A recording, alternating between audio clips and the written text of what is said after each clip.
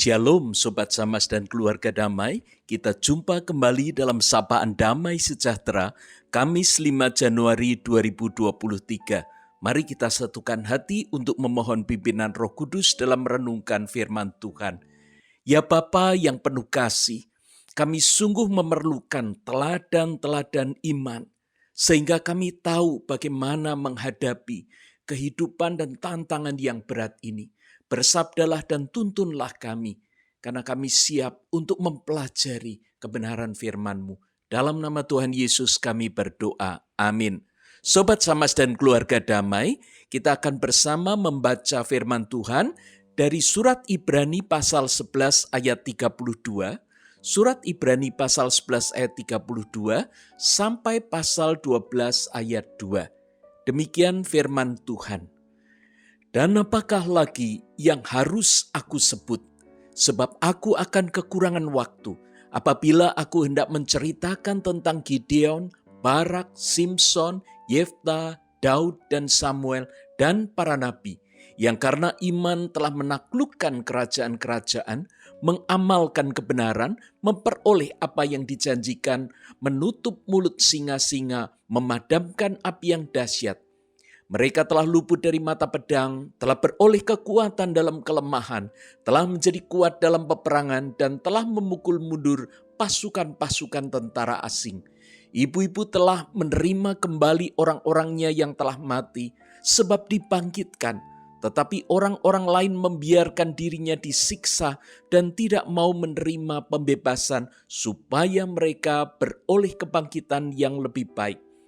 Ada pula yang diejek dan didera, bahkan yang dibelenggu dan dipenjarakan. Mereka dilempari, digergaji, dibunuh dengan pedang. Mereka menggembara dengan berpakaian kulit domba dan kulit kambing, sambil menderita kekurangan, kesesakan, dan siksaan. Dunia ini tidak layak bagi mereka. Mereka mengembara di padang gurun dan di pegunungan, dalam gua-gua dan celah-celah gunung, dan mereka semua tidak memperoleh apa yang dijanjikan itu, sekalipun iman mereka telah memberikan kepada mereka suatu kesaksian yang baik. Sebab Allah telah menyediakan sesuatu yang lebih baik bagi kita. Tanpa kita, mereka tidak dapat sampai kepada kesempurnaan. Pasal 12 ayat 1, karena kita mempunyai banyak saksi, bagaikan awan yang mengelilingi kita, marilah kita menanggalkan semua beban dan dosa yang begitu merintangi kita, dan berlomba dengan tekun dalam perlombaan yang diwajibkan bagi kita. Marilah kita melakukannya dengan mata yang tertuju kepada Yesus, yang memimpin kita dalam iman dan yang membawa iman kita itu kepada kesempurnaan, yang dengan mengabaikan kehinaan tekun memikul salib, ganti sukacita yang disediakan bagi dia yang sekarang duduk di sebelah kanan tahta Allah. Sobat Samas dan keluarga damai, dalam perikop pertama bacaan hari ini, yaitu Ibrani 11 ayat 32-40, Rasul Paulus memaparkan saksi-saksi iman. Yang pertama Gideon, yang semula nampak pesimis dengan keadaan orang Israel yang lesu dan tertekan. Namun malaikat Tuhan menguatkan dan menyampaikan panggilan Tuhan untuk memimpin orang Israel melawan orang Midian. Iman Gideon mulai bangkit ketika malaikat Tuhan mengulurkan tongkatnya menyentuh daging dan roti. Lalu timbullah api dari batu itu dan memakan habis semua yang disuguhkan Gideon. Hakim-Hakim 6 ayat 21. Dengan iman Gideon berani melawan pasukan Midian, meski Tuhan mengurangi pasukannya yang semula berjumlah 32.000 menjadi 300 orang. Dengan suluh dan buyung mereka, Allah membuat seluruh pasukan Midian kebingungan dan hancur. Yang kedua adalah Barak, seorang prajurit yang menerima mandat dari Deborah, seorang nabiah Allah. Dengan teguh dia memegang sabda Allah. Dengan iman ia berani menerima tugas untuk menyerang Kanaan. Hingga akhirnya ia bisa mengalahkan seluruh pasukan Sisera. Yang ketiga kita belajar dari Simson. Hidupnya memang tidak mulus. Ketika ia bersandar kepada kekuatannya sendiri, ia gagal. Namun pertobatannya membuat imannya kembali bangkit. Ketika ia kembali bersandar kepada Tuhan, maka ia diberi kekuatan untuk mengalahkan orang Filistin di akhir hidupnya. Yang keempat, kita belajar dari Yefta. Ada lembaran hidupnya yang kelam. Hakim-Hakim 11 mencatat bahwa ia lahir dari perempuan sundal, diusir ayahnya, berkumpul dengan para petualang, bahkan pergi merampok. Namun Tuhan memanggilnya untuk menjadi panglima Israel melawan Bani Amon. Ada sebuah catatan iman sebelum Yefta menerima tugas tersebut. Yefta membawa seluruh perkaranya ke hadapan Tuhan di Mizpah. Bahkan Yefta berhasil memimpin orang Israel untuk menduduki seluruh negeri orang Amori. Dari sungai Arnon sampai ke sungai Yapok. Dan dari padang gurun sampai ke sungai Yordan. Dalam Hakim-Hakim 11 ayat 22, kita melihat catatan-catatan berharga itu. Yang kelima, kita belajar dari Daud. Seorang yang berkenan di hati Allah. Dengan iman Daud berani menghadapi Goliat.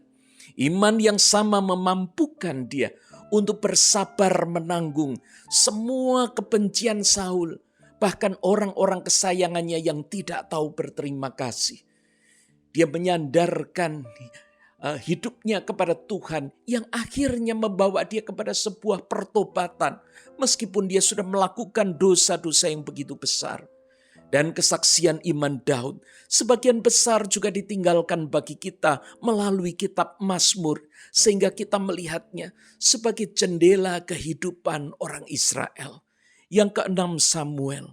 Imannya dibentuk oleh Allah sejak dia kecil. Dia belajar dari kebaikan namun juga kejahatan yang terjadi di sekitarnya. Sehingga dia bisa memilah dan memilih sikap mana yang harus diambilnya. Selain keenam tokoh tadi, meskipun tidak menyebut nama, namun Paulus menyebutkan ada orang-orang yang disiksa dan rela menderita demi imannya.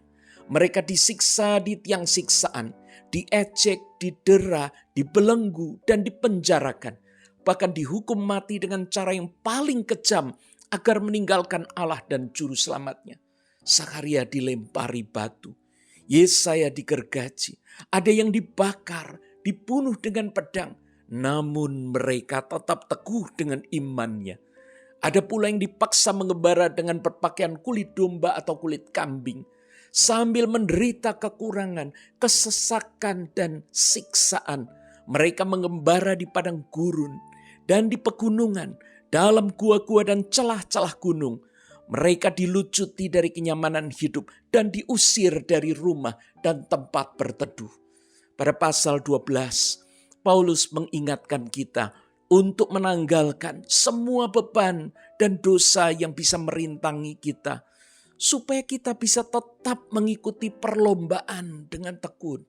Beban itu bisa berupa kecintaan serta perhatian yang berlebihan terhadap hal-hal yang jasmaniah dan duniawi. Kita belajar bahkan dosa-dosa yang membuat kita terikat itu harus dilepaskan. Dengan menanggalkan beban itu, kita tidak lagi diganggu oleh keinginan-keinginan dan masa lalu yang menjerat. Kini orientasi kita adalah Kristus yang menunjukkan arah dan memberi teladan. Kemana dan bagaimana kita harus melangkah. Bisa memilah mana yang harus kita pikul dan mana yang perlu kita hindari. Semua ini membuat kita yakin dalam mengambil sikap dan menjalani hidup dengan penuh kuasa. Berani dan tidak lagi ragu atas apa yang harus kita kerjakan. Mari kita bersama membuka diri agar Allah memeteraikan firman-Nya dalam hati kita. Biarlah kesaksian pahlawan iman ini membangun pertumbuhan iman kita. Tidak hanya mengagumi mereka, namun juga meneladani dengan berani. Mari kita berdoa. Ya Allah yang penuh kasih, kami sungguh bersyukur karena pahlawan-pahlawan ini Engkau tunjukkan kepada kami melalui catatan firman-Mu. Dan kami tidak ingin hanya membicarakan apa yang mereka lakukan, tapi kami ingin meneladaninya. Kami ingin Roh Kudus menunjukkan kepada kami apa yang harus kami kerjakan dan memberikan kami keberanian untuk menghadapi semua tantangan itu. Sehingga hidup iman kami boleh menunjukkan iman yang nyata. Sehingga kami terus bertumbuh di dalam Tuhan. Kami percaya oleh karena kasih-Mu senantiasa ada bersama dengan kami. Dalam nama Tuhan Yesus kami berdoa. Amin. Sobat Samas dan keluarga damai, belajarlah dari saksi-saksi iman dan teladanilah kehidupan mereka. Supaya kehidupan kita tetap setia dan menjadi berkat sesuai dengan rencana Tuhan. Amin. Tuhan.